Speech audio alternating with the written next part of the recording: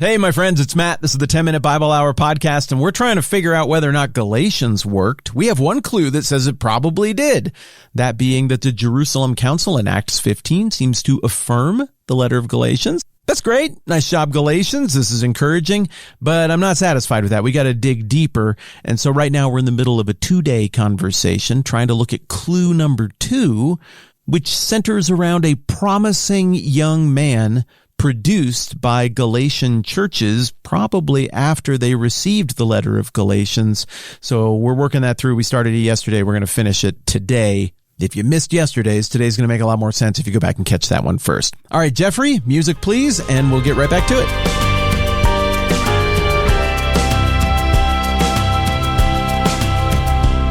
So there's a disciple named Timothy. He lived there. His mother was a Jewess and a believer, but his father was Greek. Now, see, that is pretty interesting. This kid, Timothy, is uncircumcised, but we find out that he's from this wonderful pedigree of faithfulness toward God. His grandmother was a woman named Lois. His mother was a woman named Eunice. And apparently they really taught him up in the Bible, the scriptures, and what you have here is a young man who, like Nehemiah in the Old Testament, seems to maybe have a sense of the moment and where he fits into it. But also his dad is Greek. We don't learn much about him. Who knows what happened to his dad? Maybe Paul kind of comes in and in a mentor way fills that role. But this is a dude who has a foot in both worlds. I mean, Paul has a foot in both worlds politically, but not ethnically. He's Jewish. And you and I, we live in the age of multiculturalism and kind of a mushing together of all of the world's cultures. And so we're very conditioned to think, man, why are people getting all bent out of shape about like who's from where or what the deal is? That's racist. And I guess I would just say I don't think our 21st century notions of racism really neatly apply or lay over the top of the ancient world, the classical world, the first century Roman world. Is a different set of considerations and factors. Maybe our sense of what is and isn't racist is a little bit informed as well by the fact that we had racial ethnic slavery in our country. And so we remember that and see the fallout from that horrible practice. Whereas in the Roman world, the statuses weren't drawn on ethnic lines so much. It's a bigger thing to unpack. Maybe we'll get into it in Philemon. But the race question was, it was tense in a different way back then. And it was a common sensibility that everybody had. This group of people's like this, that group of people's like this, these people from this island. Even Paul himself in the Bible is like, this is how Cretans are. This is just what they do there. And you add into that the ethnic nature of faith in God in the Old Testament, that the family of faith was a bloodline-oriented faith with a family tree, and all of that was very important and God ordained, and God even defended the boundaries of that ethnic family. So again, very different categories than how we think of it now, but you add all of that up together, and what you've got is a situation where it would be incredibly helpful to Paul for what he's doing and for what he's learned on his first missionary journey if there was a young dude who he could train up from a different generation who knew the material, who was raised around the material, but also who is half Jewish and half Gentile. It's the perfect guy to speak into what the situation is at that moment. And again, a job opening. Paul has this roster spot available. So the brothers at Lystra and Iconium, this is Acts 16:2, spoke well of him. Yeah, obviously. And Paul wanted to take him along on the journey. So he circumcised him. So Paul circumcised Timothy because of the Jews who lived in that area, for they all knew that his father was a Greek. Did you feel the needle scratch on the record right there in our conversation, in our year-long 300-ish episode conversation? Did you feel that? So I'm to understand that Paul, who wrote the book of Galatians, he gets done getting the big win at the Jerusalem Council one chapter earlier in Acts 15, and then he goes and meets a promising young man who isn't circumcised because he's half Gentile, and Paul's like, cool. We're gonna do this thing. I brought my tools. I mean, it doesn't say Paul had him circumcised. It says Paul did it. So he circumcised him. So Paul circumcised Timothy. Wow. That's an image. Huh. Okay. Well, I'm just going to tell you right now that what we're looking at here is my first Bible faith crisis. This is fun, right? Maybe you've got your own. Like, everybody's got kind of their first moment of awakening to a thing. I think for so many men of my generation, their first awakening to the reality that girls are pretty was Jessica Rabbit or Winnie Cooper. And likewise, a whole bunch of us who were raised in the generation of pre-internet youth group had some moment where we were cruising through the Bible in these happy Bible stories, and we hit our first snag, and we're like, wait a second, that doesn't seem to square with this other thing that I just read. What is going on? So metaphorically, this is my Winnie Cooper or Jessica Rabbit of Bible faith crisis. When I read this as a kid, I was troubled. I was like, well, that diminishes my respect for Paul. What's he doing? And admittedly, my categories back then were very binary. They were 1 and 0. And I was reading the Bible trying to figure out what I should do and not do. What opinion should I have and not have? Because I just wanted to be right. Maybe somewhat out of pride, but also because I think it's true and I don't want to screw it up. I want to be a faithful representative of this stuff. I want to practice true Christianity. And so I think what bothered me so much about the passage I just read to you is that I didn't know what to do with it. It made my compass spin. It made me feel bad. It made me feel like, never get to know your heroes. Paul, I really looked up to you. You sold out. You compromised. It took me a minute to work through it. I would say it took me a long minute.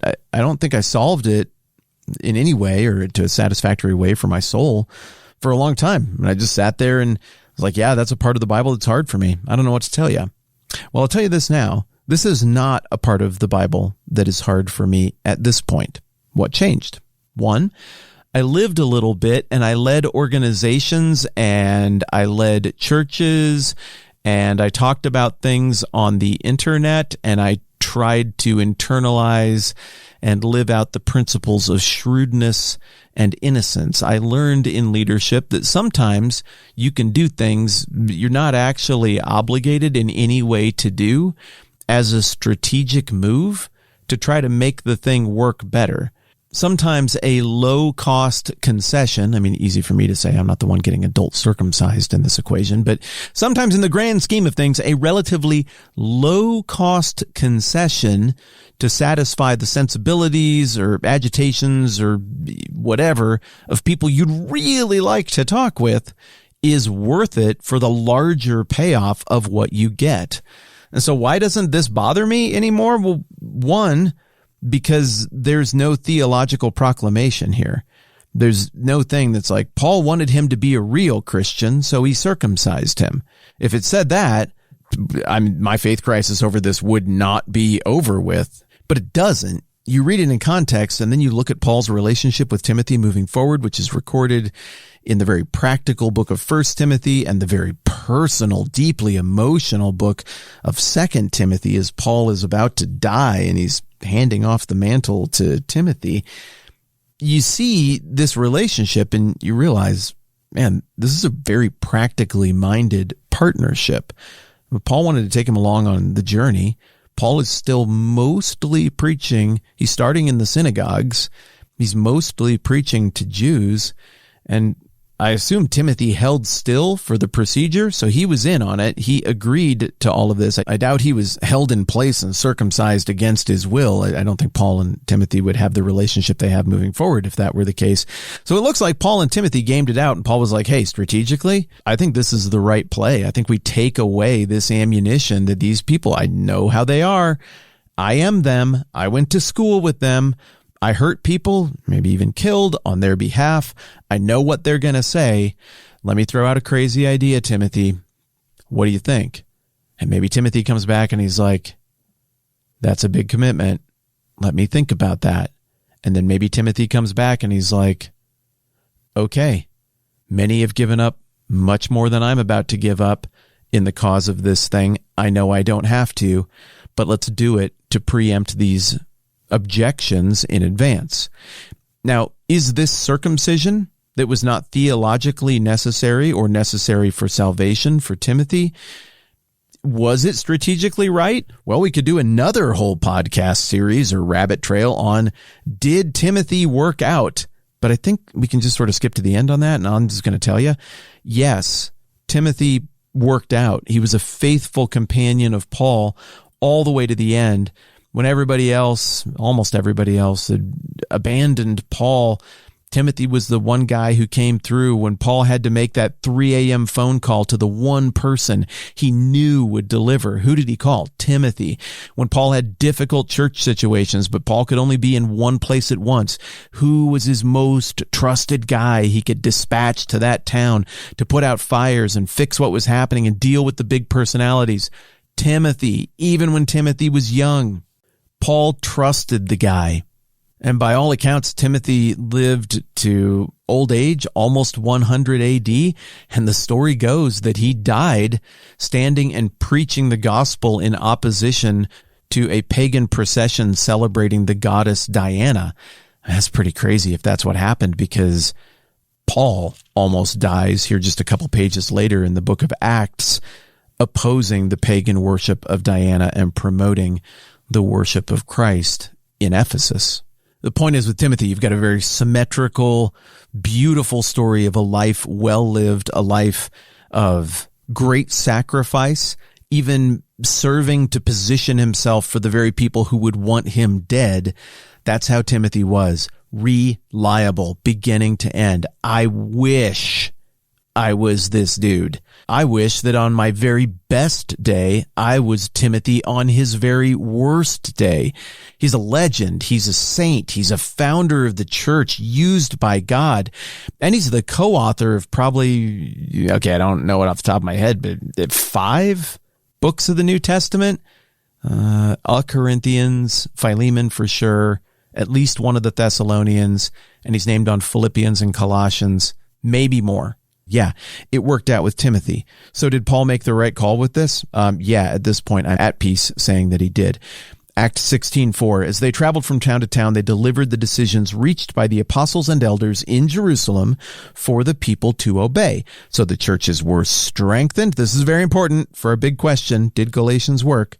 So the churches were strengthened in the faith and grew daily in numbers. Clue number 2. To answer the question of did Galatians work goes as follows. Yes, Galatians worked, because after it was delivered to the churches in question and internalized, they produced Timothy, the heir apparent to the work of Paul. And when Paul delivered the findings of the Jerusalem Council to the churches that were the recipients of the letter of Galatians, they were, quote, strengthened in faith and grew daily in numbers. So we have a biblical account that they heard the final judgment from Jerusalem and assented to it and were strengthened because of it, and they produced Timothy. So maybe that counts as clue number 2 and number 3. I'm going to count it as, hang on, I'm changing my notes. Clue number 3, Acts 16:5. That's the verse I keep reading you about. They were strengthened in faith and grew daily in numbers. Clue number 1 that says Galatians worked is the Jerusalem Council affirmed Galatians. Clue number 2 is that Paul went back to those towns to deliver the letter, and Timothy was there. If those churches had fallen apart, I wouldn't expect that you would find a Timothy there ready to step into the job opening, to the empty roster spot, and help Paul the way Timothy did. Clue number 3, Acts 16:5 says explicitly that when the message of the Jerusalem Council, which kind of is the message of Galatians, was delivered to the churches that I think were the recipient of the letter of Galatians, they were like, roger that. We like it. We're going to be bigger and better and healthier now as churches. So far, it sure seems like Galatians is working out. All right, that's plenty for now. I'm Matt. This is the 10-Minute Bible Hour podcast. Let's do this again soon.